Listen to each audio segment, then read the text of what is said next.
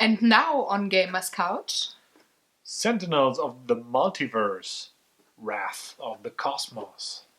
welcome back, or welcome, depending on if you've seen the video that we just posted half an hour ago. Also welcome back if you've seen another video except the one we posted just before, or welcome back in general because you're here. Anyway, welcome. Hello. So, this is pretty much the second video of the day, just as a treat for you and for us, of course. Extra time with the hubby on the couch. Well, it's lovely to talk games with you. You're not getting out of this one. We're talking about Sentinels of the Sentinels. Yeah. Sentinels of the Multiverse. Today we talked about the base game in the last video, like I said, that we published earlier. If you're not familiar to the game, I'd recommend you'd hop on over to the other video, link is in the description below and somewhere on the screen, and then come back once you're familiar with the game. If you're familiar and just want to know about the new expansion, which is covered in this video, stay with us. Grab a coffee, tea, wine, beer, whatever the beverage of your choice is, and lean back. We're getting into rules and gameplay, and then talking about what we liked and maybe not liked about the game, and then finishing the video and this game video shooting for the day with funny stories and experiences that we had with the game. And now I let my husband talk, because he can. Wrath of the Cosmos is a so-called character supplement expansion, which comes with one of those very, very small manuals. In fact, it just lists what's in here with the bios of the characters and some gameplay explanation to two of those. So what do you get out of the box? You get two new environments. The Enclave of the Endlings and the Dok Thorath capital, as well as two heroes, Skyscraper and Captain Cosmic, and four new villains, one being Deadline, the Radical Peacemonger, which kind of, well, maybe... What? Infinitor, the Tormented Malefactor, Progeny, the Vassal of Destruction, not the Tom Vassal. It's so bad that we have the same thought. It's a double S. Oh gosh. Maybe it's the Tom Vassal of Destruction, but I don't think so. And he's not written with an A at the end. The Tom. He's double S-E-L. This is A. Yeah. Vassal. And last but not least, Kargra Wolfang the Eager. Well, it's the Bloodsworn Master, not the Eager Combatant.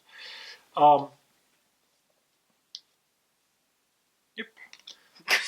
Seems about right. There's another deck in here, the title deck, but that's a special deck for Kargra Wolfang.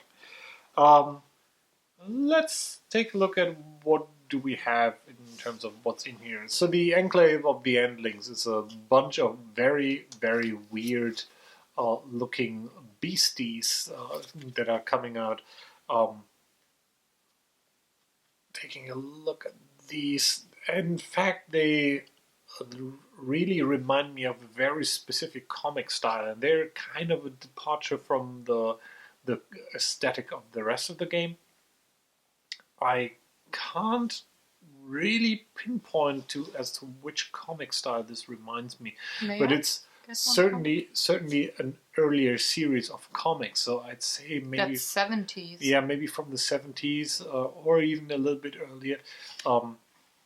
In the book that we do have the books for the anniversaries for Marvel and DC, and this reminds me of the early DC kind of style, like end 60s, beginning 70s. That's what this reminds me of. It's a lot of Line crossing animal kind like existing things and putting heads of things that don't belong there on other stuff. Yeah, the line works are also different. The shading is way more done. I don't want that 70s for some reason kind of style. I was about to say this reminds me of Perry Roden, but it doesn't really. And so don't let Yeah. that misguide you, because Perry Roden is way more even weirder than that. Yeah, but I know where you're coming from with. In contrast to that, there's the Docthorth capital, which has again the very well, I'd say Sentinels' distinct art style. Not well. When these are the beasties with weird properties, the Docthorth capital actually puts you in between an ongoing rebellion between citizens and the what are they called? The Thorathians. With a war going on that targets both sides. Although one could say the citizens are more helpful for the heroes, and the Thorathians are not as helpful to you at all. Support for your endeavors come via Skyscraper, which is surprisingly a hero that comes with 3 cover cards, which is kind of novel, and she will change form. She always starts the game in her normal-sized form, and pretty much like a female Ant-Man or Hank Pym, she can change size to very small, and has the tiny form with a new power. And I was just irritated because I thought the screen went off, but looking at the screen from the side of my eyes is not helpful. So, tiny form, or let's not. The normal form allows her to draw 2 cards. The tiny form allows her to play 2 link cards. You may move to your hand either 1 link card from play or 2 link cards from your trash. And Huge has a concussive clap. Skyscraper deals each non-hero target 2 sonic damage and each hero target 0 sonic damage. So amplifying damage isn't that helpful all the time, although she has some really cool abilities there. And then her deck consists of a variety of cards. Link cards, as you could guess from the tiny form, that allow her to do some interesting things. Like this says, equipment link, play this card in front of a hero character. That hero gains the following power. Discard a card, then search your deck for an equipment card and put it into play. There's also link cards that you can play against villains, so it's almost like a damage over time or a status change that you can afflict with them. Kind of like this aggression modulator. Play this card in front of an environment target, reduce damage dealt by that target to hero targets by 2, and increase damage dealt to villain targets by 1. I think the interesting part about this is the new term link, which is unique to her, but that most of these are equipment cards and not ongoing cards, which might prove useful in some encounters with some of the villains. And then there's a lot of one-shot cards that will do something and let her change the form. Like Emergency Evac, one shot, and this says normal. Switch to Skyscraper's normal character card, so if you don't have it out. Destroy all link cards, all environment cards, and up to 2 villain ongoing cards. Each hero target regains 1 hit point. Then there's, let me find the one for Huge, Tectonic Chokeslam. Switch to Skyscraper's Huge character card. Skyscraper deals 1 damage for 1 target for melee damage, and Skyscraper deals also each target 1 projectile damage. And then there's card in here that say whenever you switch form, something happens, which makes this for a very interesting and varied approach, because you kind of her Huge form is more a damage dealing type, and her tiny form is more about battlefield control, and normal is, well, normal in between there. On the other hand, we have Captain Cosmic, who is almost like a Green Lantern kind of character, who's able to create constructs and put them next to other players.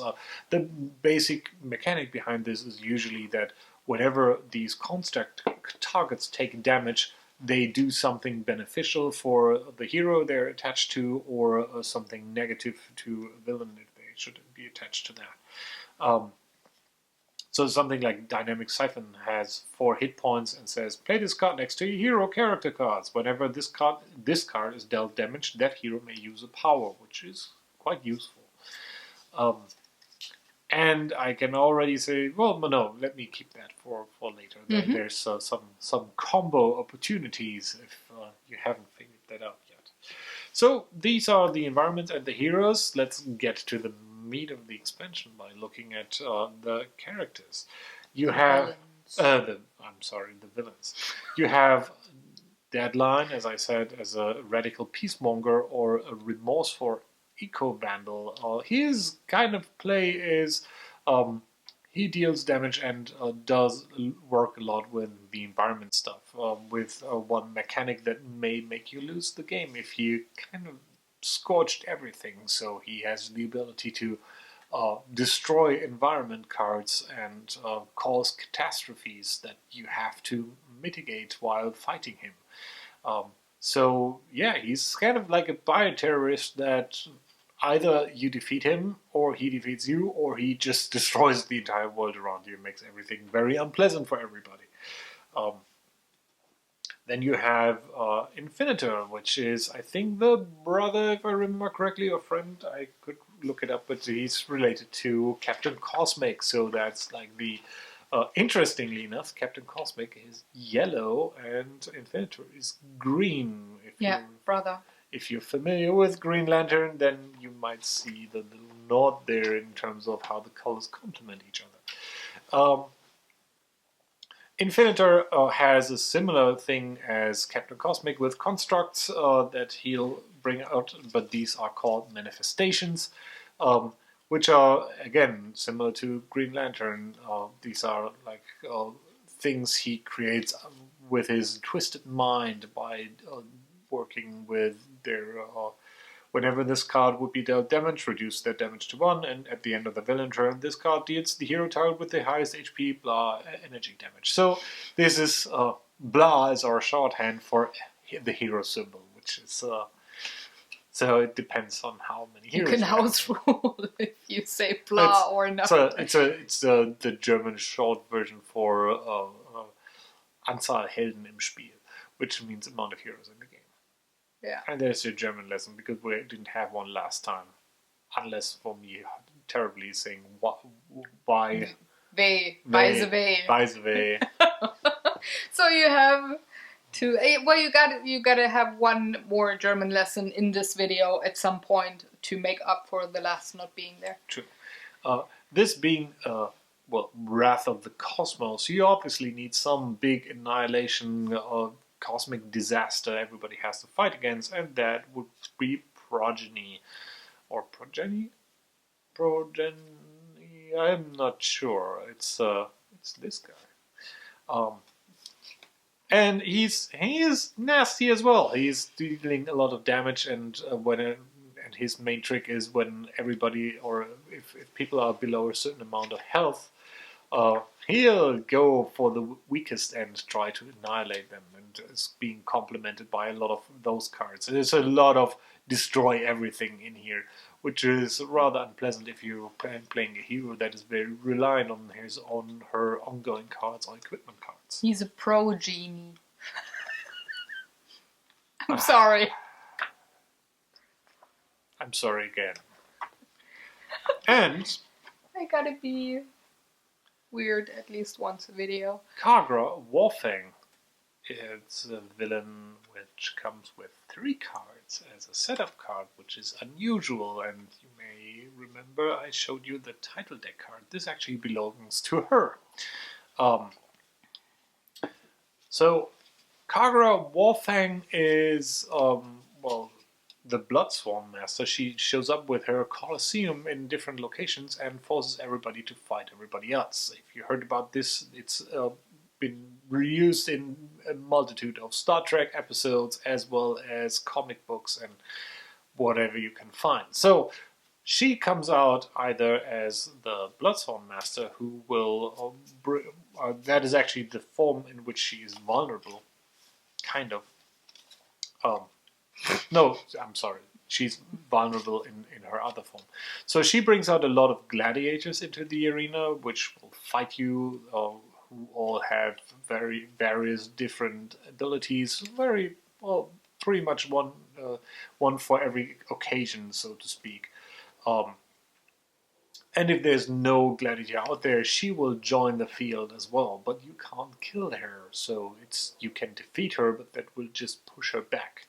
To win against her, and that's where that third card is coming out, you have to win the favor of the crowds, where you have to do certain tasks to gain, well, favor points. The simplest version of that is to defeat the enemies on the field or targets on the field. You can also destroy, what was it? Oh, you also get favors if you do massive amounts of damage. So either if you hit a single target for 4 or more damage at once, or if you hit multiple targets of 2 or more damage. And whenever you get to 20 tokens, you win the game, not only the favor of the crowd.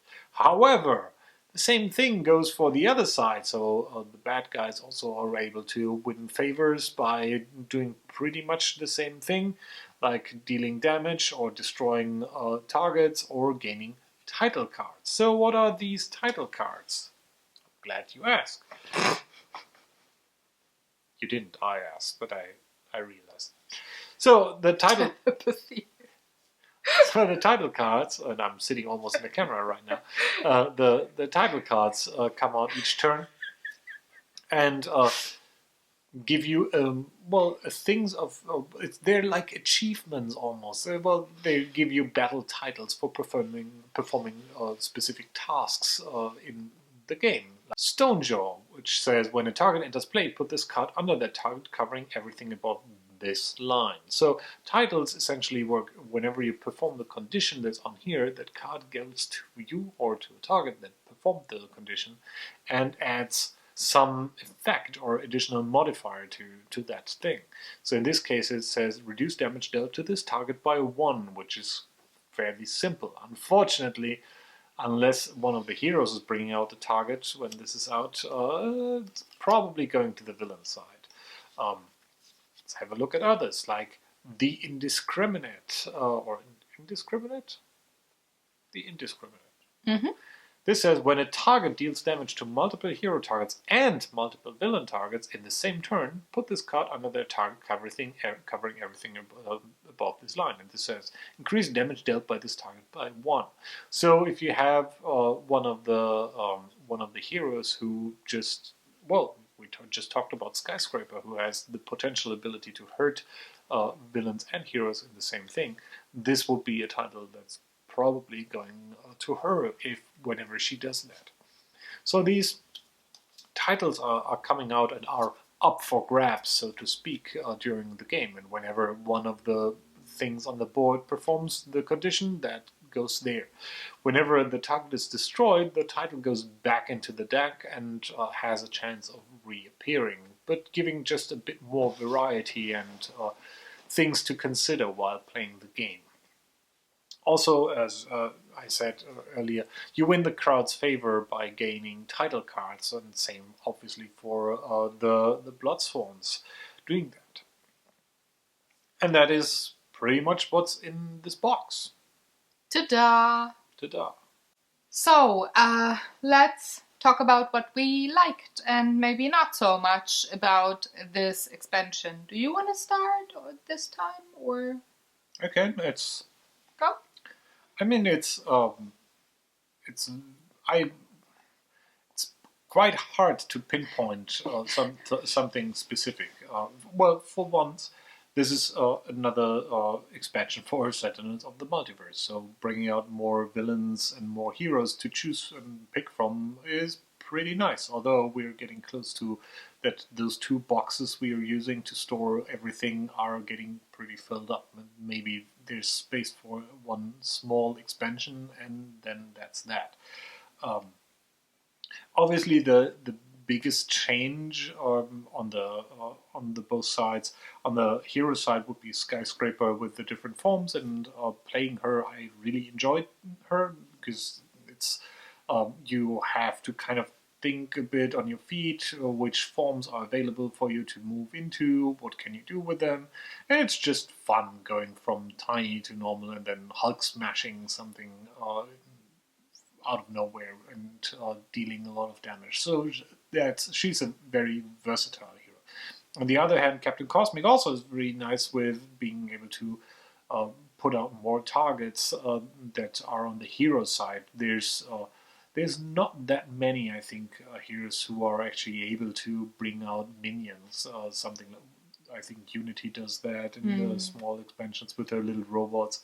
But only for herself, right? Yeah. Not for yeah. others. So it's nice to have something like that. And on the villain side, I mean the other three are pretty straightforward, but Kagra Warfang is kind of, I think, the centerpiece, obviously, for this expansion with her Colosseum and the title cards and bringing all the new mechanics in there, which gives a nice twist to playing the game. And I think the twist is as nice as it is in Vengeance when you're playing against the Sinister Six kind of group of villains. In this case, bringing in the title deck and having a new mechanic in there with winning favors. But then again, that is also very specific just to that villain. The thing it's not dislike, but it's becoming more and more apparent the more of those little gameplay changes come in here. The busy work increases quite a lot. And I think that's the reason why you don't see that many minion characters on the hero side or too many complicated things on the villain side. But now if you're playing Captain Cosmic, you not only have to keep track of all the villain targets, now you also have to keep track of all the hero targets, like the small things he plays out, and they again trigger something. So one turn can actually be quite long when it's coming to, and you're dealing damage to everything, and then 5 million things trigger, and you have to go through one. And there's not a lot of playing there. It's more a lot of resolving the actual turn than making interesting decisions. And one could argue that that's kind of one of the major parts of the game, but I'm more leaning to making interesting decisions than having to resolve a bunch of things. Maybe if they bring this to the Sentinels app, to the video game version of this, that might be way easier to do, because then you have something like a machine to take care of that. And after playing a game like XCOM, for example, that actually takes all of this out of your hands and takes care of that, that might be something interesting to see going forward, and maybe to have some kind of app take care of a lot of those things. Although then again, this game lives from having so many cards out there. And obviously the same goes for Kagra with the title cards and adding more complex things in there, where you now not only have to keep track of multiple targets, but also you have to keep track of all the title cards out there and check every time if something triggered one of the cards that are out there. And if you have a pretty big playing field, because so many stuff is out there, that just keeps on dragging a bit. But it's not as bad as I'd say. I never want to play this again. On the contrary, it's I think it's kind of one of those things that get better with more and more plays, because you just get used to what's out there. But those are the things that first spring to mind about this expansion. Yeah. I feel those villains, especially Kagra, they play slower, just because there's so many things to resolve. I think if you play that specific villain, it would benefit from maybe having a player play her and take care of when things trigger, rather than having all the heroes also take care of that. So maybe that might speed up things a bit. I'm not sure, we never tried it, but it feels way slower once you have one round completed with these one. There's just so much more to take care of with this expansion. I don't want to say it's more complicated, but other heroes, other villains played or felt less complex to play. I think she's a 4. Is she? Yeah. So well, okay. No, Is she a 3 or 4? She's a 3. She's So a 3. I forgot to mention. So Infinitor is the only 2, and Progeny is the only 4, and Kagra and Deadline are both 3s. It's funny because I would have placed her at a 4, because when I compare to other 3 rated villains, she's way more complex to play. There's just so not difficult, but you gotta take care of so much more things just because she introduces the titles and all of that. Is supposed to be difficulty. I know that I said it's more complexity. And I rated the same way you do, just intuitively. I'm not choosing to do that. So she's.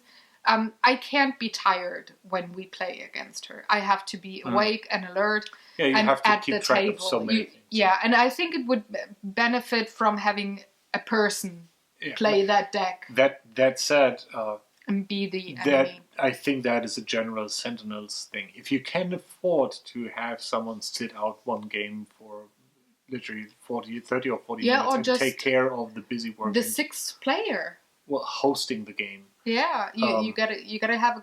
You could add one more person to the table. We did that when. Yeah, but that's. I don't think it's fun for everybody. No, he's more like a game master in that case. Maybe or a host. That would be I don't think it's necessary for this. No, but it's borderline. It's I'd say this expansion kind of explore the line or the frontier where it's almost about to switch over into, well, this is too much, and it starts getting unenjoyable. Yeah. Remember, we played it last weekend. We were 3 players, played it for the first time. We had 2 rounds and maybe 30 minutes dinner. So that would be 3.5 hours for 2 rounds playing this one first time. Styx was here for 4 hours and we had dinner and played 2 rounds of Sentinels. We were eating quite quickly, so we are not 3 hours. I'm counting in the smoking dinner breaks and stuff. So so this it just plays way longer than the other scenarios did that we have. However, one thing that I really, really liked, and I don't know why, is the unspeakable environment deck. I like this. I really like this environment, and I can't even pinpoint why. Is it because of that feels like being in a conflict between 2 sides that is going on while... I think some environments lean more to the heroes or to the villains with just the things that they do, but this one it feels more neutral than other environments do. And I'm not saying I particularly like the environments to be absolutely neutral, but for whatever reason this deck just I just loved it. I mean, I didn't play the new heroes. I let the guys have the honors to play those 2 decks, and I played one of my 4 favorite characters, and you might now guess in the comment section below which one it was. Only haven't named one. But I don't know why. I liked it very much. More than... I mean, I do, in the other sets, I do have 2 other environments that I like a lot, but they definitely lean to the hero side. I mean, one could say the Enclave of the Endlings is... It's an environment deck, but there's almost all... I just looked at this, targets in here. Yeah. So it's pretty much like a monster deck. This is the collector type of thing where you have one... and that's the nice thing, I think, about this deck. You have very unique beasties in here that all have different effects, and they look cool, and they look as weird as what you would expect from a museum collection of the last of dot dot dot kind of thing. So Yeah. you have the last Cabron, the last Alpar, Perinian, which looks like a piranha. Yeah, so these are cool as well, but lean more on the target side, where I think the Doctor's Capital is more balanced in terms of you have locations, you have targets, and you have ongoing cards that that do things. So one thing that I really like about that expansion is actually introducing the support cards, the constructs that you can not only have as minions for your own character, but that you can give to another player. I really like that. You can be a supporter and have a second kind of role as well while you play. You're not only the supporter, but you stand in your own on your own feet while you are that character fighting whatever villain. So I really like that introduction of that mechanic that you can be two things at once, and that you can, though you might not be able to deal damage that round, but you can definitely make sure that the other players can either deal more damage or maybe interrupt your turn and have one whatever kind of damage they do be interrupting and going in there, and then you go forward with your turn and end it when you play that character. So I really like that combo kind of thing that you and Styx did. That was possible with the two new heroes. I really liked that they introduced that mechanic, because otherwise with expansions it didn't feel so different on the mechanic side so far. It was, yes, instead of having one villain, you may have five, or you have five heroes against one bigger thing. But think about stuff like Setback. Yeah, but I think this mechanic or that new thing is more obvious. It's more distinct from the base mechanic of the game, and I really like that. Though on the villain side it drags a bit, it slows down the game, but that could be handled with either, like I said, a game master player, or maybe having that expansion be in the app and you just have the counting part done by technology. Yeah, for me Captain Cosmic is more a pure support character, because it is literally he's just supporting others by doling out constructs, and then he has one or two cards that actually allow him to do something else, like destroy all constructs and then attack.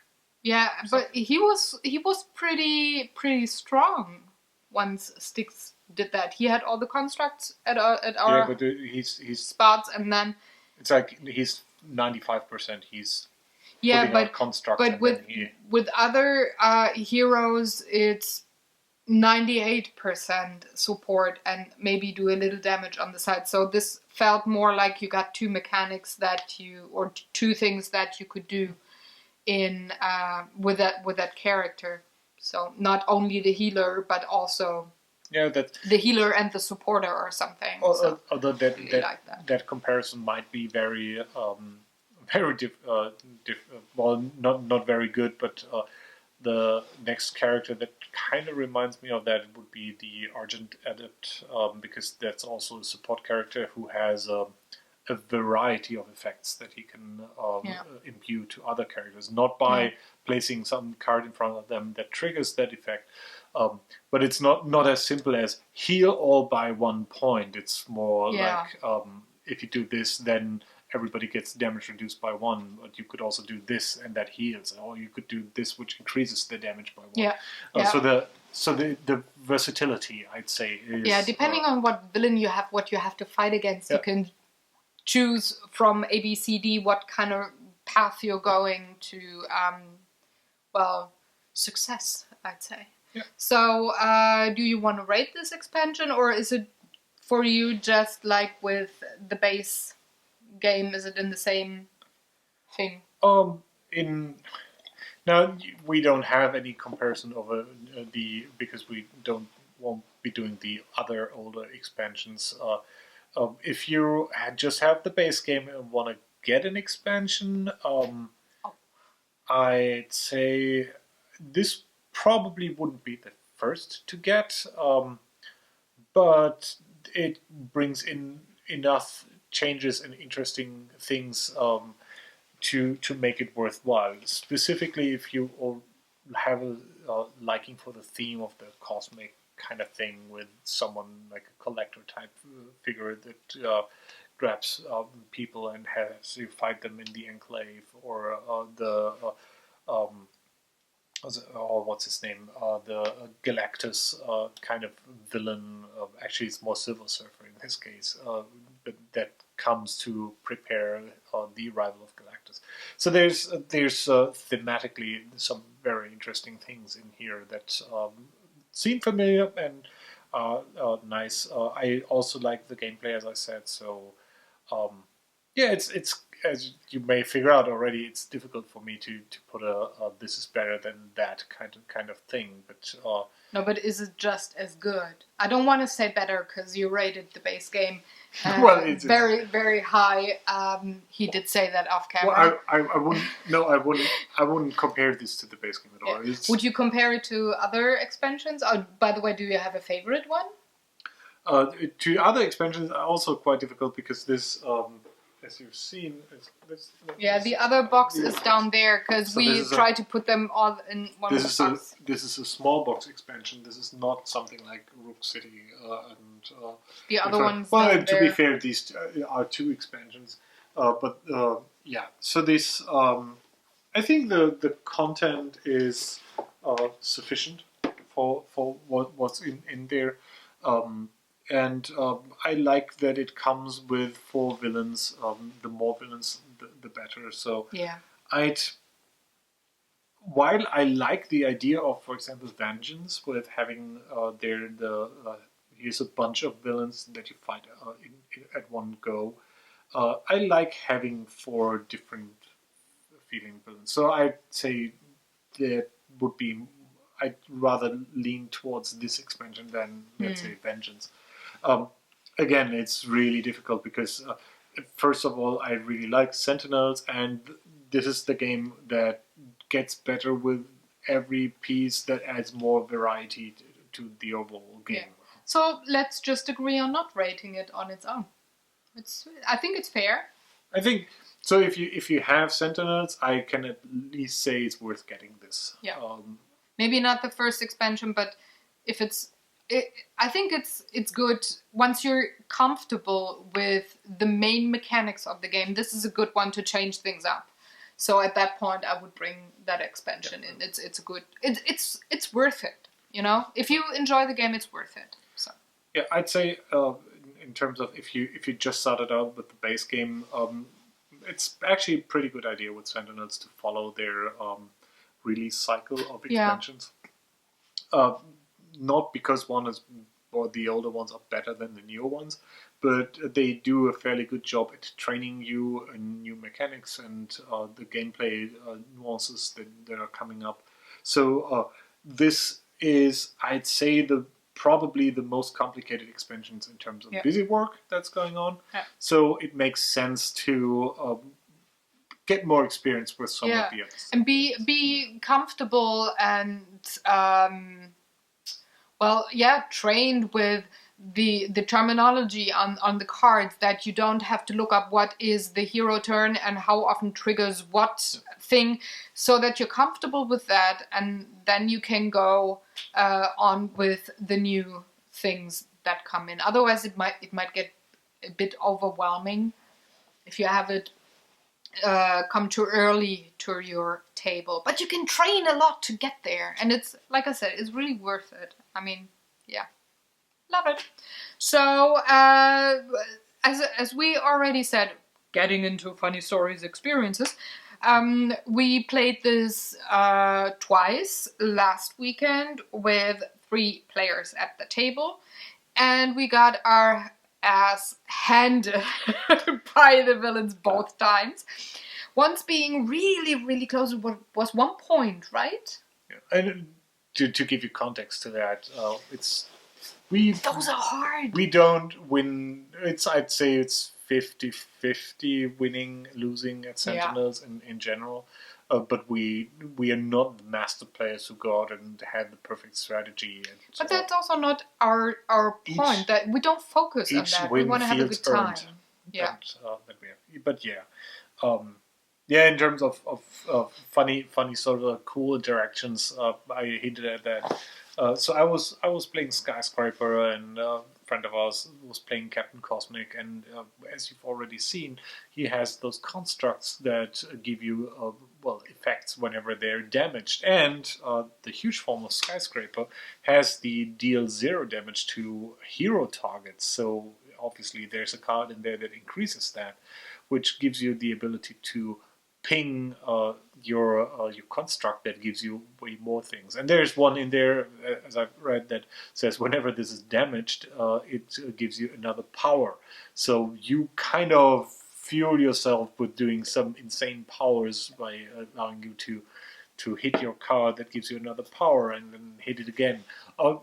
Clearly, this is not an infinite loop, so it ends whenever the construct is destroyed. But it feels amazing being able to do that. And we joked at the table that we now at this game have the Dominion experience, meaning I'm playing a market, I play a village, I play a market, I play a village, and like kind of combo. And Styx and I were like, yeah, okay, his turn takes a bit longer, but he's dealing a shitload of damage, so we wait patiently on the sidelines and watch him damage the villain. So, yeah, I think we just genuinely enjoy ourselves when we play that game. It was no different with this expansion. And we, once, I didn't even realize it, that we played 4 hours minus dinner. And he was like, yeah, it's some days at your house, your clock is totally different. There somehow time is faster at your house. Can you imagine? It was 4 hours that I've been here and we just had dinner and played 2 games. Like, what? It can't be.